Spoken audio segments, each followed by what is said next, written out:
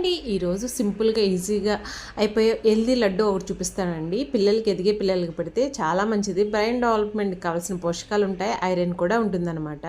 కార్తీక మాసం కదా, ఇంట్లోనైనా గుళ్ళు దగ్గరైనా మనం మంచిగా కొబ్బరికాయలు కొడుతూ ఉంటాము. కొబ్బరి చిప్పలు ఇంట్లో ఎక్కువగా ఉన్నప్పుడు ఒకసారి ఇలా సింపుల్గా ఈజీగా కొబ్బరి లడ్డూలు తయారు చేయండి. చాలా తక్కువ టైంలో అయిపోతుంది, హెల్దీ అనమాట. చూడండి, కొబ్బరి ముక్కలు నీట్గా వాష్ చేసుకుని చిన్న చిన్న ముక్కలుగా కట్ చేసుకుని మిక్సీలో వేసుకుని పొడుములా చేసేసుకోండి.